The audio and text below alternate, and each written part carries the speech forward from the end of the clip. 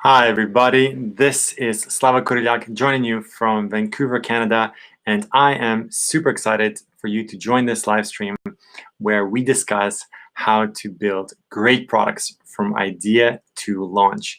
This live stream is meant to be interactive. This live stream is meant to educate those who are interested how to take idea from the inception to all the way through launch.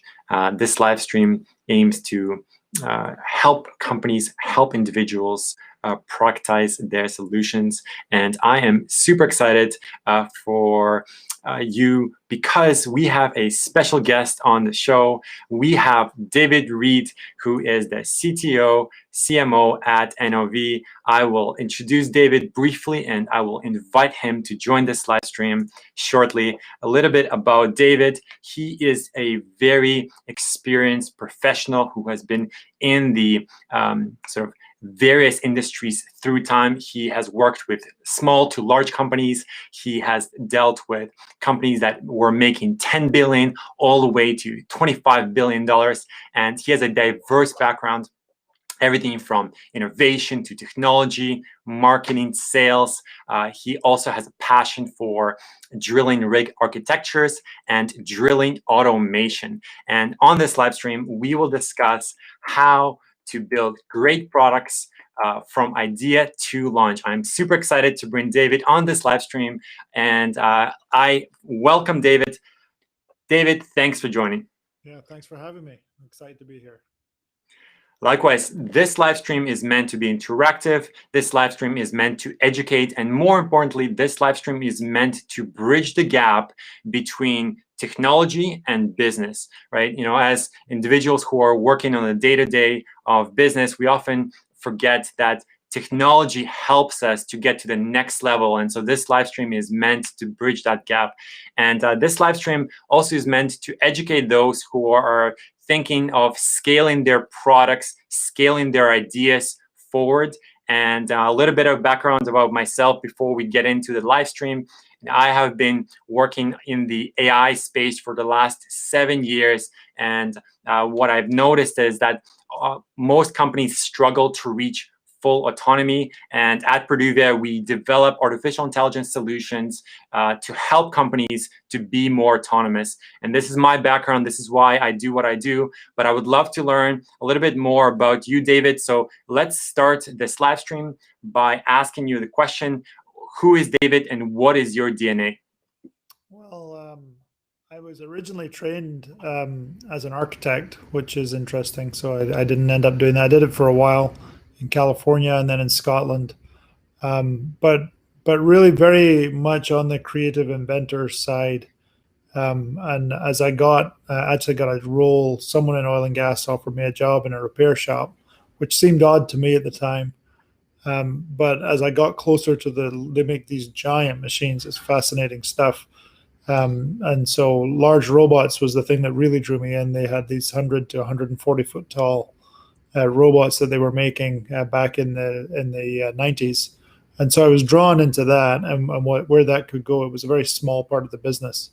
But so that drew me in, and I became a designer of the whole layout and how things worked. I was always looking more holistically at things and got involved in that. And very young in my career, I was kind of one of the prime guys able to go out and change how things were done across the industry. And so as that evolved, I was constantly looking at new ways of doing things. I'd started in Silicon Valley when I was dating what became my wife, but so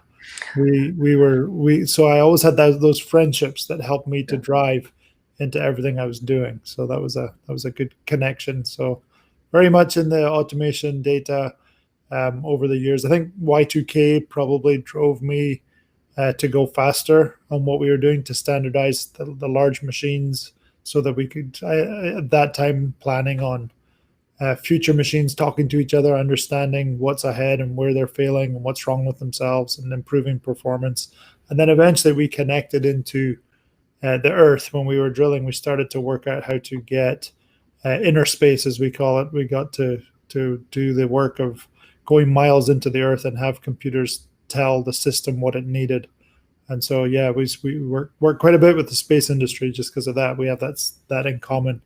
We work at 10,000 feet into the sea, or into the ocean, or the Gulf as it is near here, and then another 20, 30,000 feet in from there, and then going off in different directions. So it's fascinating technology, and we work in renewables, industrial. We do all sorts of other things, but that's been our core has all been in the oil and gas business. David, I would love to learn about your unique background to leveraging both technology and marketing. You have a very unique perspective on both industries, and I would love to learn sort of your motivations for doing both technology and marketing. Yeah, it's strange. It's not strange to people who know me. It's actually a perfect fit. But for a while, maybe the term marketing isn't perfect, but it's hard to kind of pin down exactly what I am anyway. But the connection to market, and I mean, I've traveled the world for my whole career. COVID's given me my first break where I don't have to live on airplanes. But about 25 years, I've been constantly traveling the world. And it's really because of the ability to connect markets and understanding what's happening, from governments to policy to design to business, but really very connected to the products and the future of the company. And so my boss always says, because I paint and do music, I'm kind of a bit different in that way. And he always calls me an artist first. And he said, so to him, marketing and technology is art, So we have these small groups that do rapid prototyping and come up with new ideas. And that's all very much the artist and the engineer.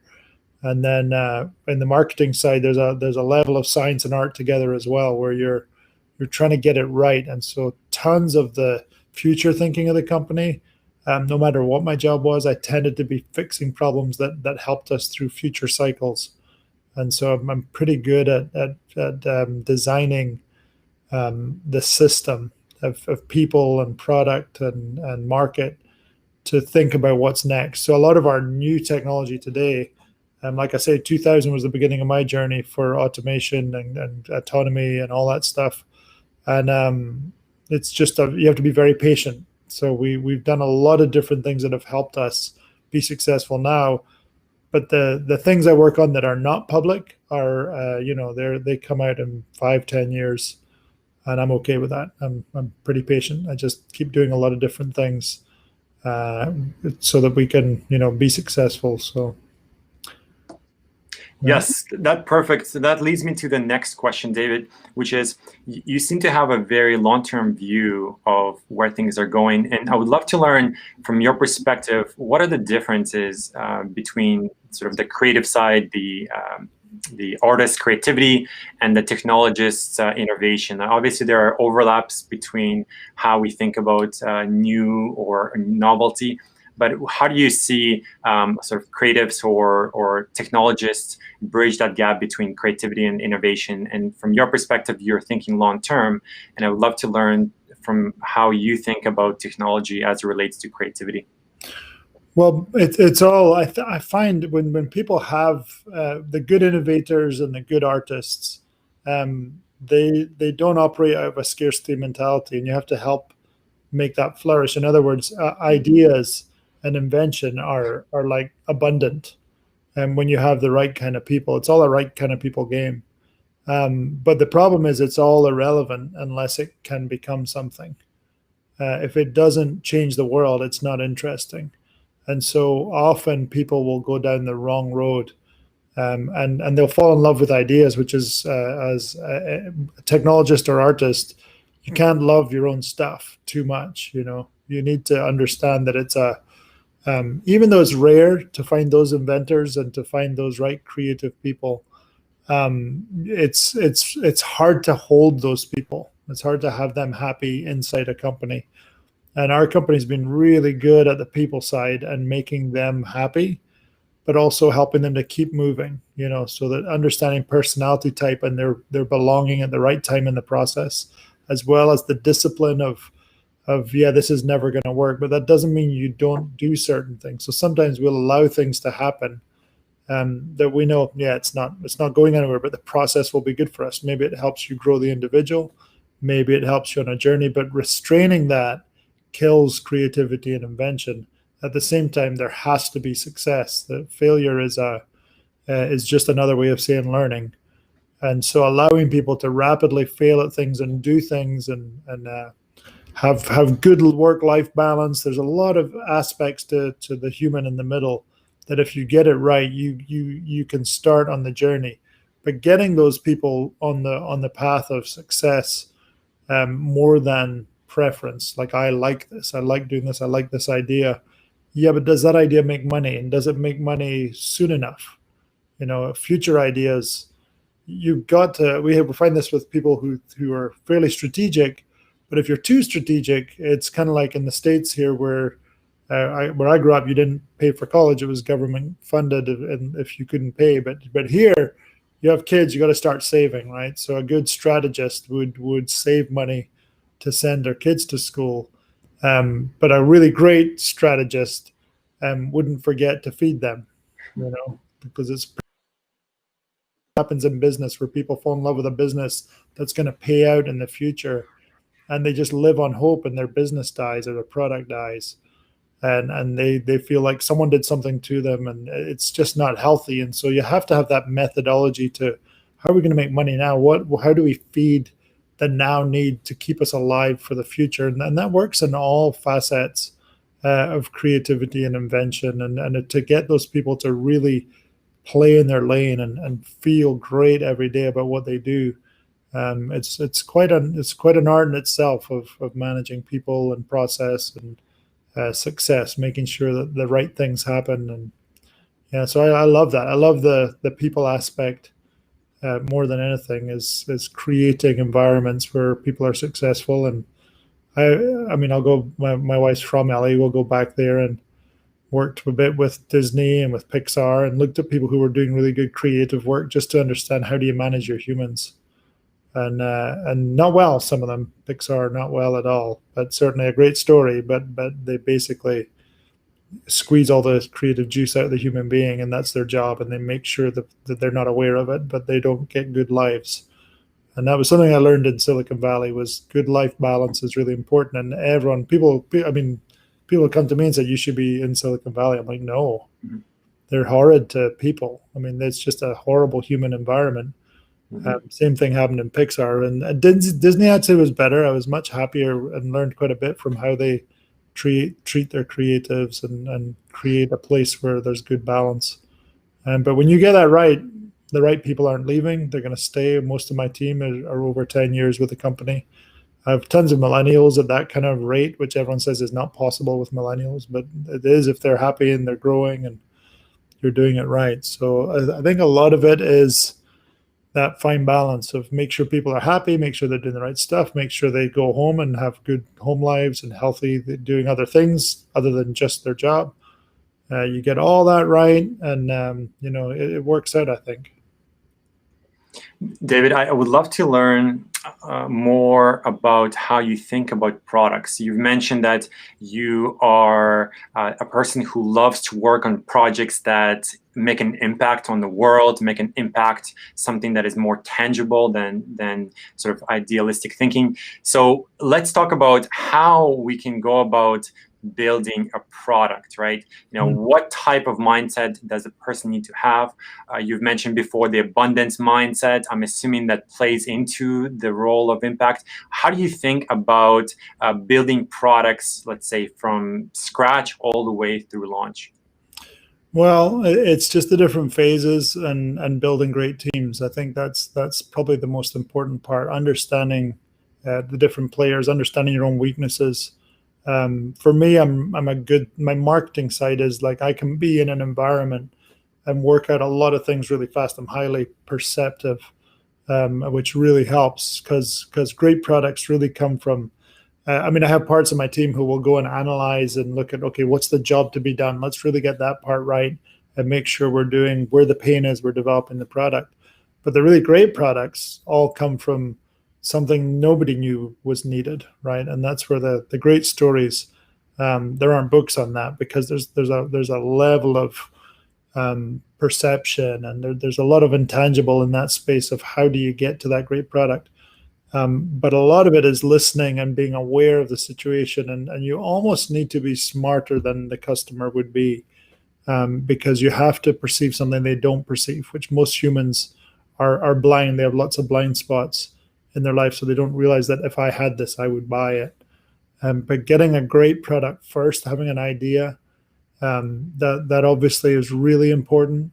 And then having a vision of where you're going, but being willing to change that vision, which is not what they teach you, right? They say have it and hold on to where you're going, but that real being able to adjust the story as opposed to being passionately tied to the story, and then staying connected, involving people who are end users, making sure that the right kind of people who can help you. I often see people in product development. They'll say, okay, I'm going to bring in someone from the outside, but not actually, profiling who they are.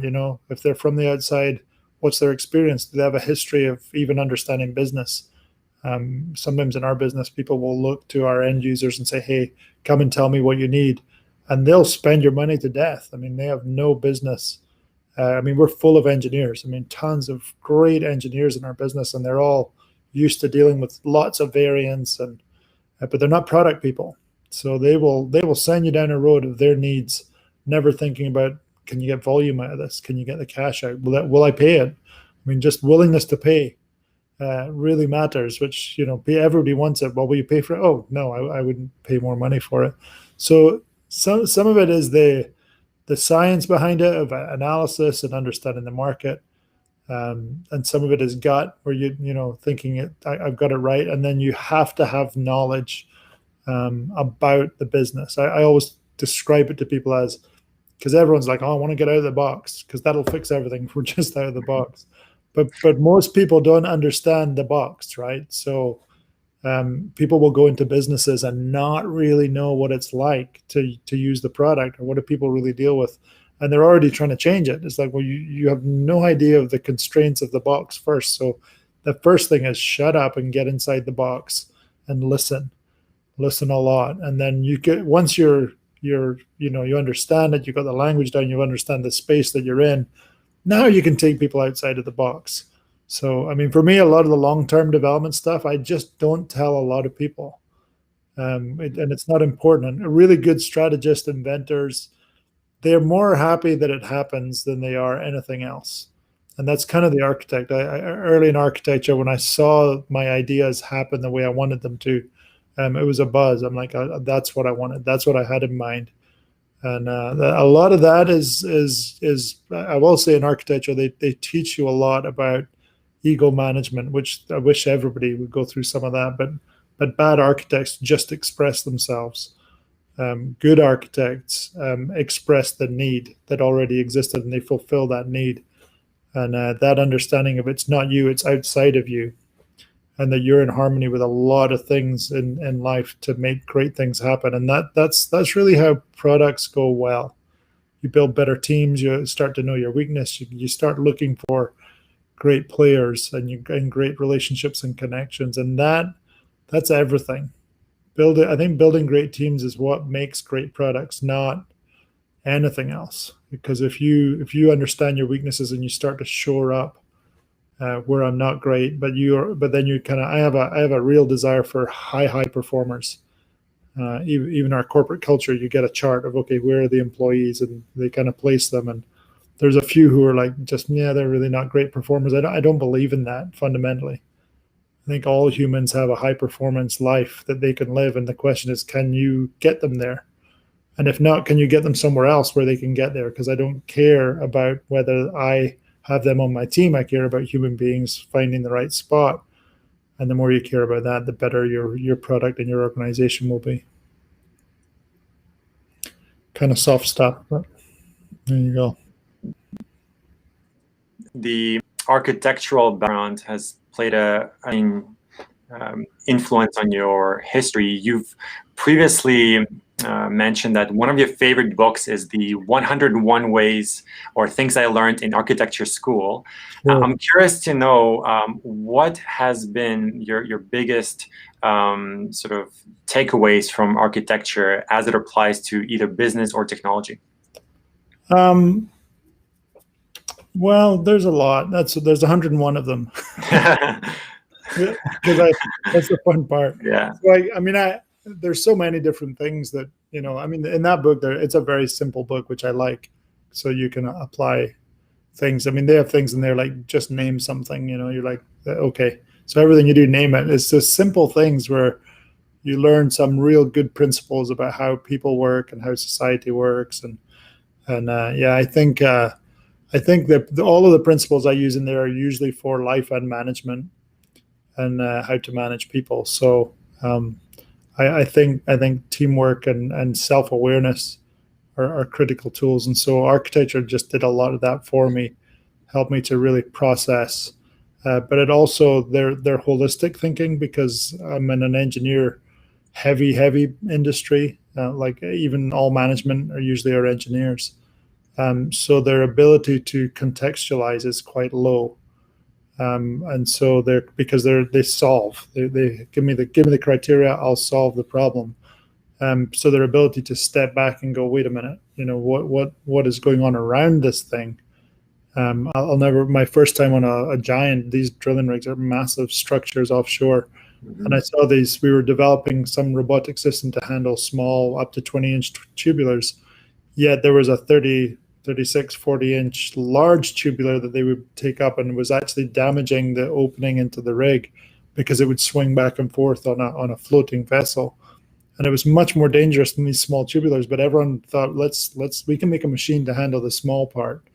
But it was the worst part. So I knew nothing, but it's my first time on a rig.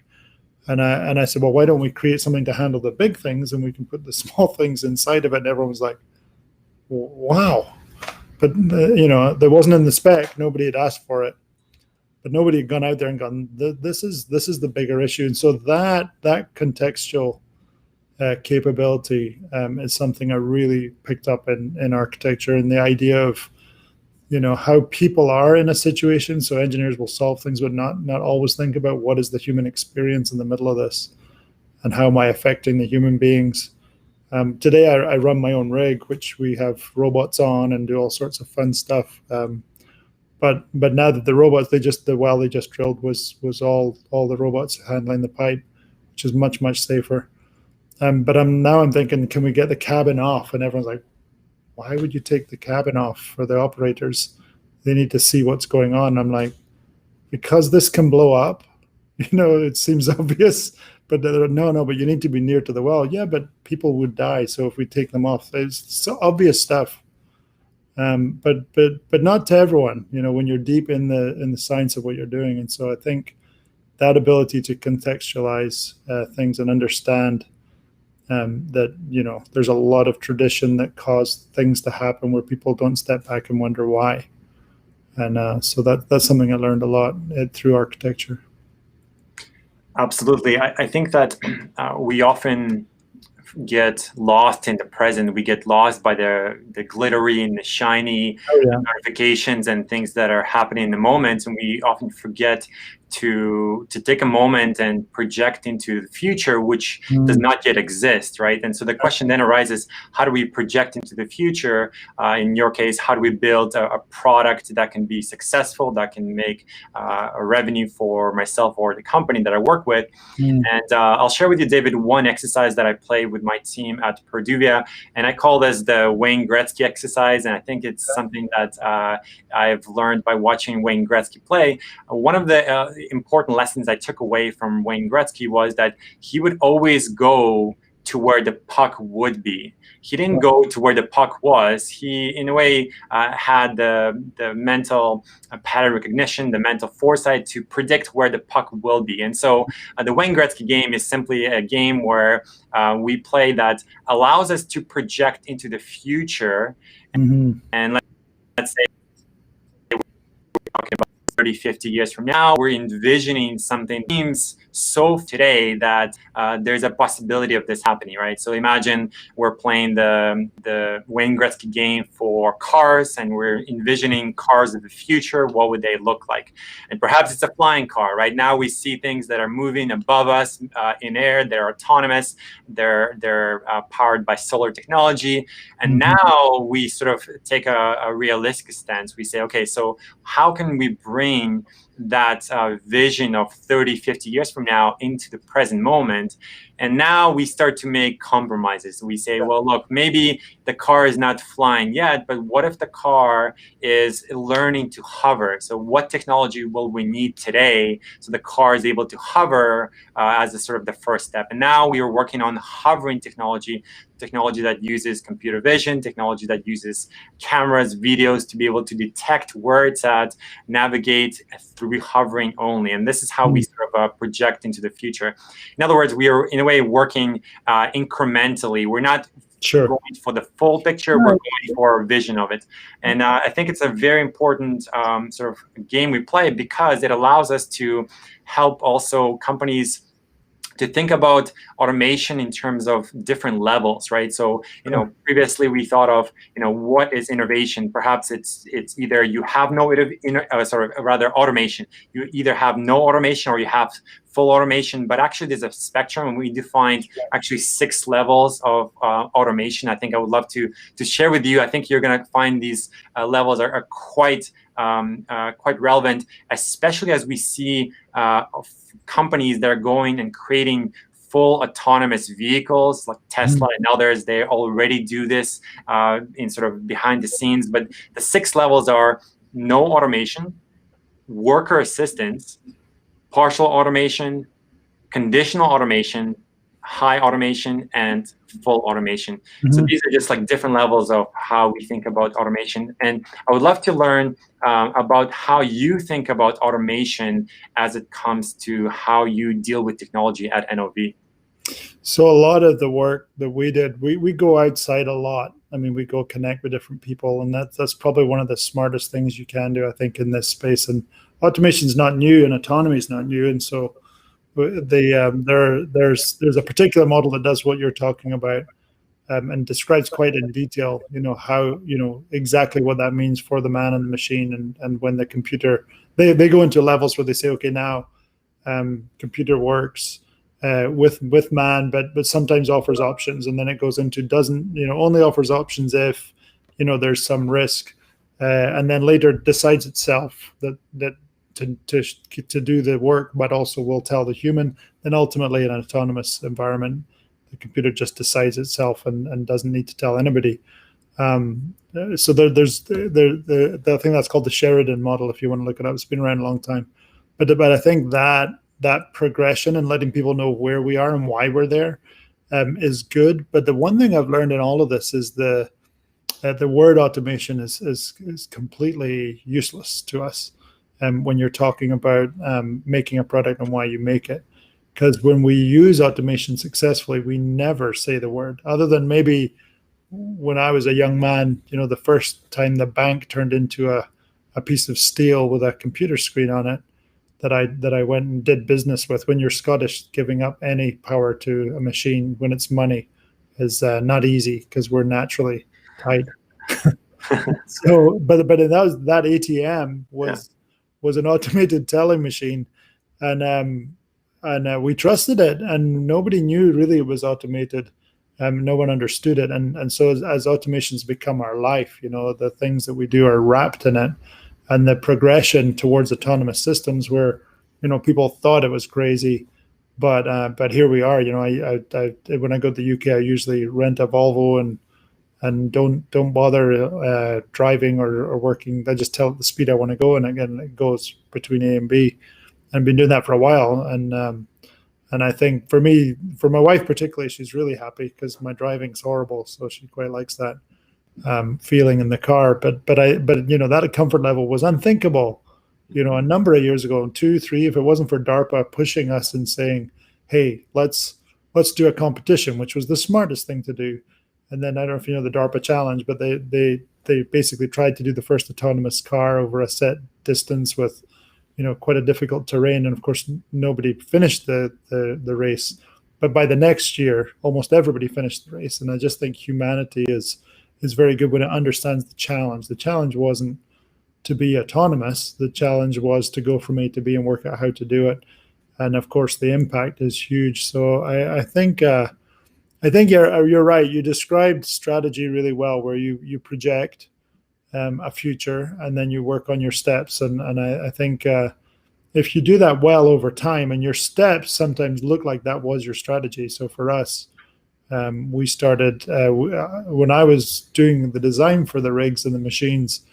I would change it every single time. It was another opportunity. These were, multi-million-dollar, sometimes 100 million, and then the big ships are up in the billions. But so we were doing these big complex systems. It was a lot of fun, but the fun was bad business. And the variance was killing me. And so we pulled back. And then when I hit that 2000 period was when I realized the software is going to be everything. The machines, this is a goofy thing I'm playing around with, and it's not good for business. So let's freeze designs, which is really hard to do when it's engineers and everyone's variance was their business case. Like my vessel should be rented because of this thing. If it's the same as your neighbors, then now what you got? Not much. Maybe it's my people, and that's kind of, they were used to saying my design was better, and so then we froze designs. And generally, people would say that's not possible because the customer wants a special design. And we just worked a way to do it. So I became the designer, and I designed a good enough vessel and said to the shipyards, we're going to do standards. And they went, oh, no, the customers always want to buy their own. So let me be involved in your sales process. So I got involved, and we sat with the customers, and they'd say, this is what I want to do. And you're like, no, that's really good. How about this? And they go, well, that's also good. Good design by you, good design by me. And I said, okay, what if I told you my design is actually going to be on time? And they normally were, back then, they'd be a year late. And I'm for sure on budget. I'll take your design, And we started doing that with machines all the time. And that's a discipline, because the engineer loves the new, let's keep tweaking it. But we started doing volume production, high cost items in standard form, and just took options away for lower price. And so it's that discipline of, everyone who's having fun with the dysfunction. You want to back it off and say, look, we'll save the business if we do these things, and get everyone very focused on the goal of if we don't eat, we've got a problem. So. David, let's talk about alignment. So you've mentioned that you are a type of individual who likes to set an objective, and you're striving for that objective. But often others who are working with us, they don't see that. So imagine you're developing a product, and you now make a promise that you want to do something for the impact of humanity. You want to build a better solution. And now you need to get other people to be on your side, on your team. You want others to be persuaded to join you. And so you go to product. And so sales is part of this process. What are some of your strategies of how you go about convincing others to join you, right? Imagine you see this interesting vision of full autonomy for the oil rig or even a drilling machine, and you see this in your mind so clearly, but now your goal is to convince others to join you. So how do you go about doing that? Some don't want to join you. Some are not wired to even understand where you're going. And so usually what people think in these scenarios is, if you could teach me how to get everyone to stop being stupid and understand my thinking, that'd be great. So how do I help them to stop being stupid? And the truth is, it's you. It's not them. And so that's the really bad news for everybody, is the work is, how do I improve my ability to influence others? How do I improve? So if someone rejects my idea, it's my fault. So the work is on ourselves, and it's not popular, but it is the path to success, is working out, okay, how can I get better at this? How can the answer be yes when usually it's no? How do I mean, I've done dysfunctional things for years. I'm still learning how to not do that. I'm getting better at it now, I think, than I have been, because if I had someone who resisted, I would just find a way around them. And that just in my work studies, where they look at you and your personality, they're like, you are not afraid of breaking glass. And I would be like, yeah, that's right. And I was quite happy about that. But that turns people off, and I've become people are very upset by me. And for years, I thought that was just cool, tough luck. I'm saving the business, or I'm saving the product. And over the years, I learned you do damage to people when you do that, or you're disqualifying people you need in your world, who are good at, because I'm more disruptive. But if I didn't have the consistent players and I couldn't get them on board, then we don't have a business, right? I need people who are just, going to never want change. I need them, because we have cash cows who feed the invention. And so really helping yourself develop to communicate with others and to work out how to gain trust. I think it all sits in trust, and that's where I would get into all sorts of trouble. Where, because if I could make anything happen over time, people bought in, they knew me, they understood my vision, they knew I did good things for the company, and most people would do whatever I want. And our three presidents who run three parts of the business found me the most disruptive in their world, because I could get things done where they did not approve. And so I'd found ways to be dysfunctional and make it work. And I was cool with it, but I had to learn. It's much better to learn how to get people on board, and not just, make it happen, which is the way you think it has to be. And so evolving as a leader and as a communicator, and learning, when you struggle with people, that's really your hard work. Now, they could change, that'd be great. But I've seen lots of people I thought would never change, who had problems with me years later, go, wow, you're not a bad guy. I'm like, you really thought I was a bad person? But they did, because my behavior said it. I would get things done. And but there was the cost of that wasn't so good. So getting really, and I don't think this ends in your career or your life, but learning how to influence others. And it doesn't mean trying to be a salesperson to everybody and just, find out how do I get them to make the decision I want. It really means having empathy with others and going, okay, what are they going through? Why is my idea shocking to them? And usually for me, one of the guys who finds it the hardest with me over the years is because all I ever brought was problems in his world, because the learning of a new product is painful. And every time we did it, and in his mind, he just cleaned up the mess afterwards, which was called a very, very successful product. So learning that, this is symbiotic. I need that person to clean up the mess, because it is messy, the front end of development. But I need it to be productized. And to me, that is boring as can be. I don't want to do any of it. But I always want to have those people where we're on the same team. And the enemy is not each other or inside your company. It's not even your competitor. It's just, how good can we get it?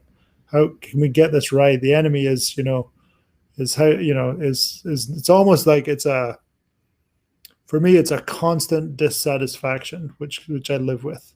And I don't find, it doesn't upset me. It doesn't make me sad. It just has this like, oh, there's a better way. So in our marketing world, I tell my team, I'm like, in our industry, they'll go, do you think we're better than them? And I'm like, I don't care about them. If you're making a promotional video, it's movies. What's your favorite movie? That's the enemy. That's because you're going to strive high and do it for less money, and we'll shine. And I think that's just, it's really focusing your energy on the right things, and finding ways to I think making a difference. And this is probably the architect of me, but making change happen for people is everything. And so even in how I think, the teams I work with, the goal is keep growing people, keep making us better human beings, and can deliver products and services that help the planet, and you'll be on the right path, So just get, if you keep your focus right, and when you've got a strong leader personality, early on, you just want to be the boss so you can fire all the people you don't like. And it's the wrong model. It's more of a corporate model. If you think in a family model, how many of your kids would you fire? It doesn't work when you think in family terms, and people think in corporate terms. Corporate is an anti-human behavior. There's no corporate children. It's not a style that is natural to humans. It's an anti-human behavior. So learning how to normalize and familial terms when you have a sibling you don't get on with, you're going to have to work out how to get on with them. And sometimes time fixes that, but it's worth the work to work out how does this thing work. And like families, it's messy. It's not perfect. And people will do things that are stupid, but you've got to care for them anyway. And so I think that kind of mindset of, learning how to be better humans inside your business with your products. And when you get it wrong, going, that was wrong, and moving fast when it's wrong, and being willing to change and adjust and understand that days are going to be up and down and people are going to be up and down. And it's just not that perfect. And you can really do great things, because then you can get to a positive direction that people will follow. And it's all about following. Is if we can all get behind an idea and we can go towards a better solution, it can be fun. It shouldn't. If it's not fun, go do something else. You really should be enjoying what you're doing and working out what are you made to do. I think when you get that what you're made to do stuff right, then you start to enjoy your work. You start to have more vision for where it's going. Make sure you have space in your day or in your week to think about, how am I doing? Where am I going? Make sure you have good friends in your life to tell you how you're doing. Listen to them. And health is really important. It helps you to move on and get it right. So, David, you've mentioned that you must have empathy to understand those who you work with. You seem to be a trailblazer in that you are okay to take risks, to lead projects forward. My question to you is, how do you balance the team, right? Your strengths, your weaknesses. You need to build a team, to build a product, to build a company. So how do you go about filling the gaps to what you may not be strong in? How do you find people who are strong in those elements? And I would love to learn from your experience, how have you dealt with, bringing people who have strengths that you don't have? Okay, well, first of all, we're not in control of anything. So that's the first mistake people make, is that if I just let me go they used to call it get the right people on the bus. That was the old business logic. And so you get the wrong ones off, you get the right ones on, you go find them. But all those theories say I'm at the center of the world and it revolves around me, and you're not. But there is a truth that this is a bit more architectural thinking, but there is everything you need around you, and the context of your life and the people around you. And so building great teams is understanding this is part of who I am and what I'm supposed to do. And so everyone you meet is potentially a team member for you, and their skills in watching and observing and looking at human beings and what they do, because then you can work out what's right. And you can have sometimes really great performers are bad for the team, which I just went through that, and it was really peculiar because everyone knew this was one of our top performers, and we let her go. And I talked afterwards, give her some time just to go, this is why I think you're great. I think you can do great things. Because, any kind of that stuff's heavy rejection in life, and you don't want to send someone the wrong way. But it's just really about constantly talking team. And so I do that with my senior leaders. I'll spend a lot of time with them, more disproportionately, I would have said, to most people who lead. And we talk people incessantly. And I try and get them there's a dysfunction in being a boss that happens, in that people aren't telling you the truth. And as you get higher, the less truth gets to you, because you have too much power. And so they're trying to give the answer so that they can survive, right? So you create this weird political situation. So you're trying to break that down all the time so that you can have honest conversation. And that means teaching my leaders more to want negative feedback from employees or from team members, and nobody wants that, right? But learning how to talk in terms of here's your weakness, here's your strength. And I always use the term superpower with everybody, and because I'm on this incessant drive to find people's superpower. And sometimes that superpower is not on our team, which is the case of this lady we just let go. And it was more, you should run your own company. Your superpowers are not fitting for this environment, but oh my goodness, what you could be doing. So those ongoing conversations about where people's superpowers are, where mine are not, and telling people yours are not in this area, and it's not bad news, because I'm going to tell you, you get to eat ice cream. Not I'm not there may be some other foods that you need to eat, but the stuff you love, I'm going to have you doing that. And that's, for some people, that means you may have no employees working for you. Well, hold on a minute. I have a title and employees working for me. I'm like, yeah, but it's your dream job. It's sometimes I just make up titles. We have guys on our team who just have titles we made up. It's not a title anyone ever uses, but it's who they are. And they love it. They love telling the story because it leads into who I am, right? And so it's an ongoing tweaking. It's understanding the structural mind and the creative mind and how they have to fit together. One of my weaknesses is loving the creative mind. And so in my teams, people who are more structural feel like they're lesser humans. I'm like, oh gosh, I have to change my behavior so that they understand how, like, I desperately need you people to do your magic because I can't do it. I can't. There's simple things, structural, normal things I can't do. I'm constantly exposing my weakness for people to see, to go, I am not embarrassed by this because there are things I can do. And the things I can do that are, in education, I had huge problems with dyslexia and being able to read, and I still don't read. And people always say, did you hear that in a book? I'm like, no, because I don't read, so definitely not. But it doesn't make me feel bad, and people think it's shameful. Oh my goodness, you don't read. I skim read, it turns out. I didn't know that's what I was doing, but yeah, I do this kind of speed reading stuff. But I perceive really easily, and so all my other skills balance it out. It's not damaging. Certainly, digital iPhones helped a lot. Being able to use email, but quality writing, no chance of me understanding or knowing if it's quality or not. And I'm not embarrassed by it. It just is who I am. But there's tons of other things I can do. And so I think that knowing strengths and weaknesses, learning how to assess them, incessantly talking about people in a good way, like only for their good, even when they seem like problem people. I know that there are problem people. I just think sometimes there are life things that are none of your business that people are going through. And everyone has something they need to deal with, which probably started in your childhood. But I think, we talk in those terms. We talk in terms of when someone acts up on a team, they become an age, right? So we'll observe it because everyone observes it. You'll be like, oh, 14. Don't know what happened when you were 14, but you're behaving like a 14-year-old or a 6-year-old and we don't say that to people. But when you understand it, you can walk people through, well, what is that? When you behave this way, what you need to go and work on that.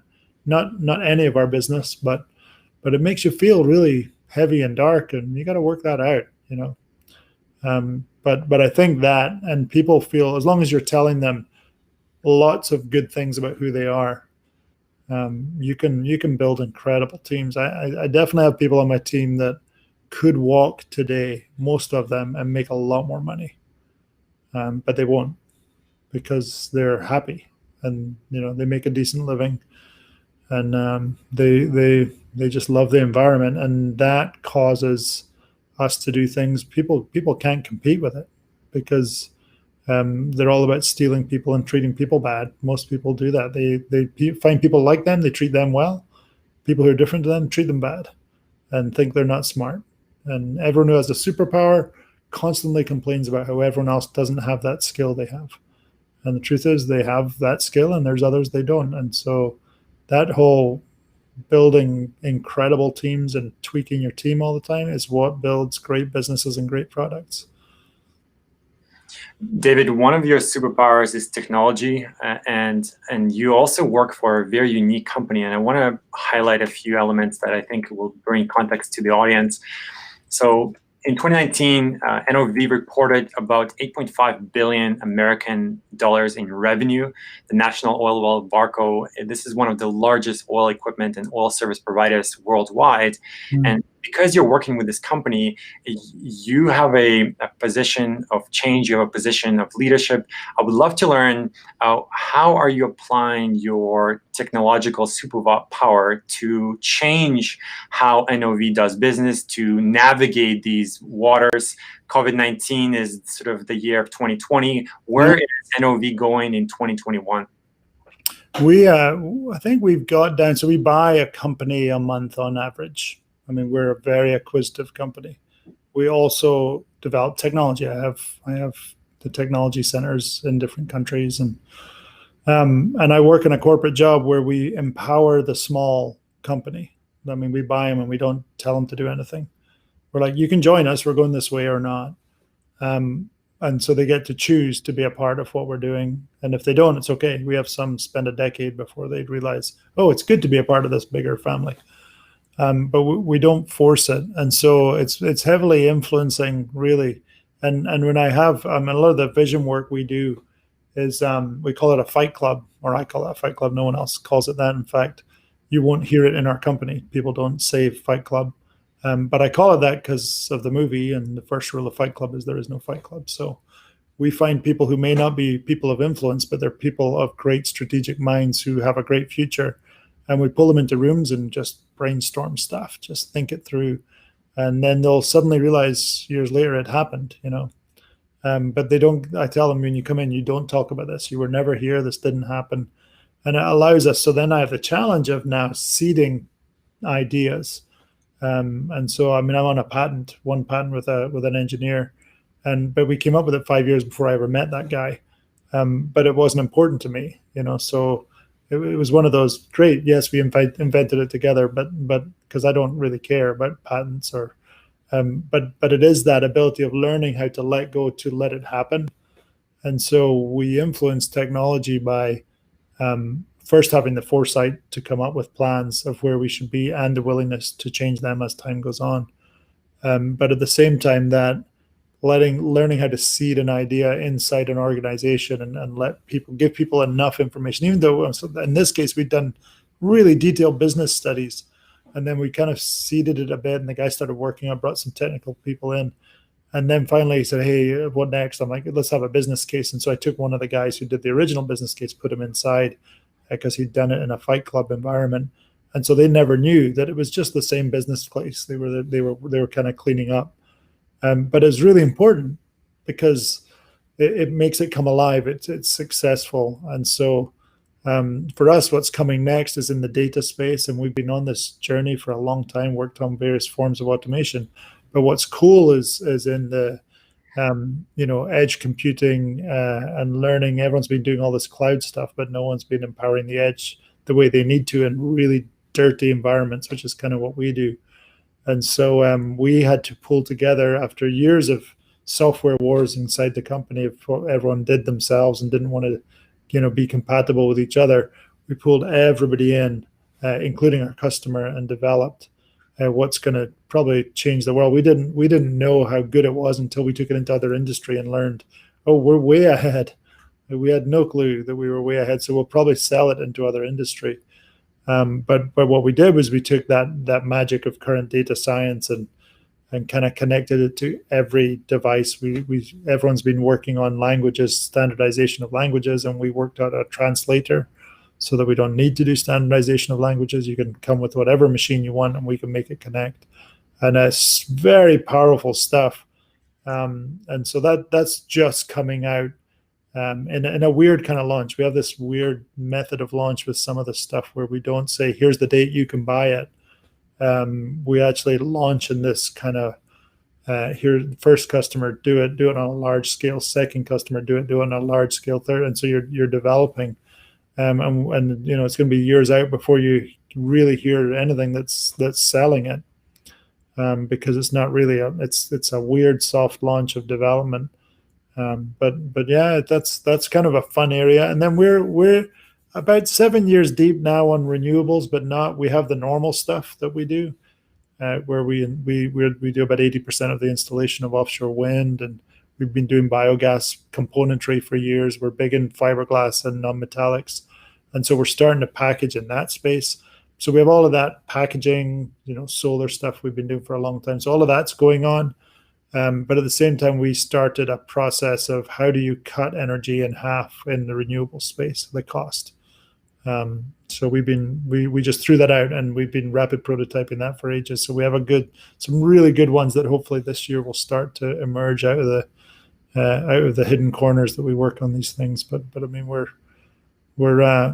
we do a lot of fun stuff. But I think getting people to work together on the data front. When you go inside of everything front to back inside of oil and gas, we're there making the equipment, and so the ability to automate it and run data from it is a revolution we're just at the beginning of.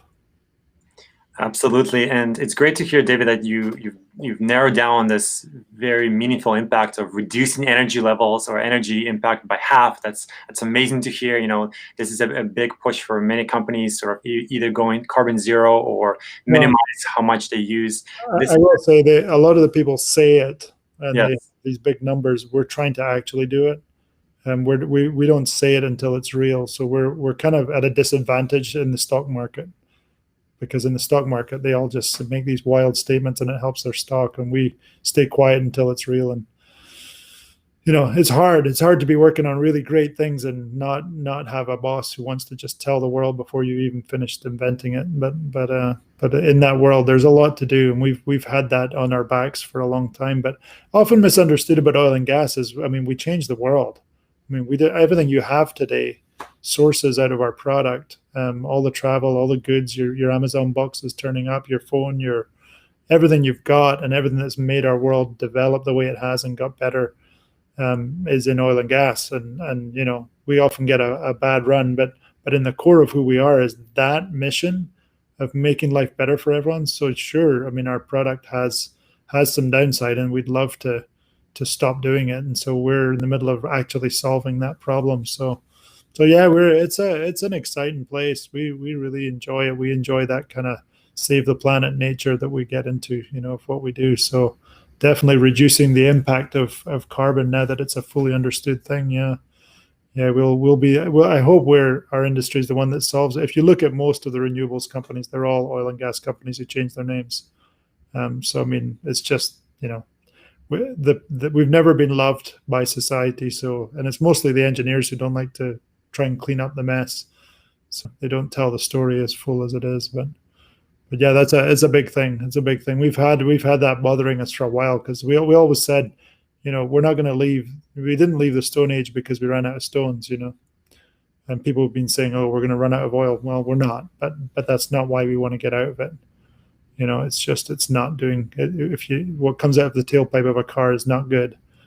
And that's the bottom line, is it's a pollutant. So we have to find ways to manage that.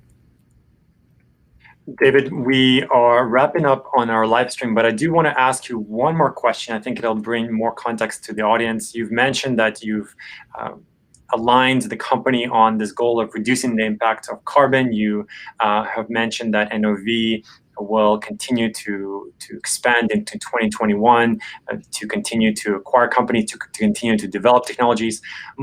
My question to you is, seeing that NOV is a very mature company, what are your diversification or integration goals going forward? We don't really have diversification goals. We just know what we're good at, and we do it.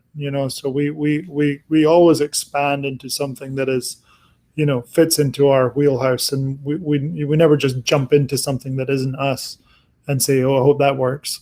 We generally move across. And so, we're in the industrial space, but you wouldn't know we're there. we build light poles and all over the US, and we do irrigation systems in Australia for half the small farms.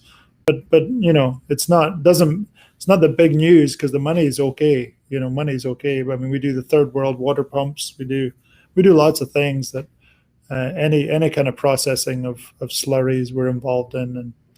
And we make bridges for railways and that install in an hour rather than days. And there's things we do. They're all cool things, but they're usually because there was an oil and gas application that we took, and we also do it in other locations.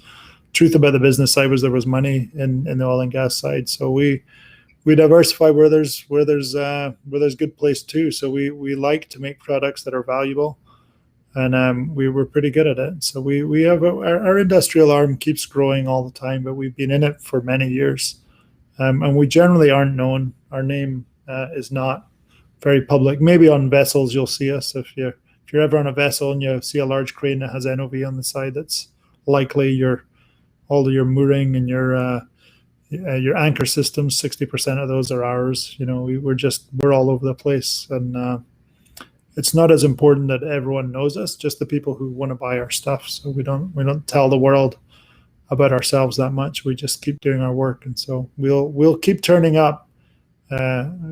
Somewhere near you. If we can make something that is valuable, we're going to go do it. And so we're very product heavy, and in the software world, we're a lot more service driven as well. But yeah, all sorts of places. There's not really a limit to us. We just move into what makes sense, where we can provide value.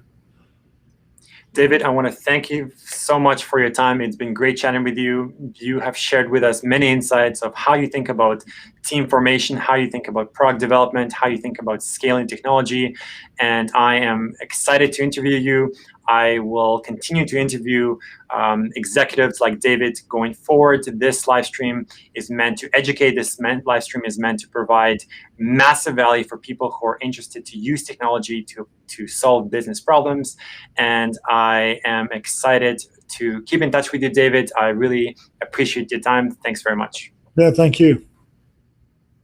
And this concludes our live stream. I want to again thank David for joining in, and stay tuned for the next live stream, which will be moving forward next week, where we discuss how to disrupt the banking infrastructure using open source technologies, the latest technologies. This is a live stream that we will schedule for next Friday, approximately the same time. I look forward to keep in touch with all of you. I remind everyone who's interested to consider scheduling a brief conversation with me. If you are interested to use technology to solve business problems, feel free to reach out to myself, my team, and we are more than happy to have a conversation with you around technology. David has brought us many insights about product development, product ideation, and product launch, and I am excited to bring on others like David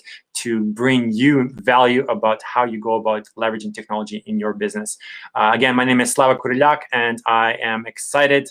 I am pumped, and I cannot wait for the next live stream. Thanks very much for your time.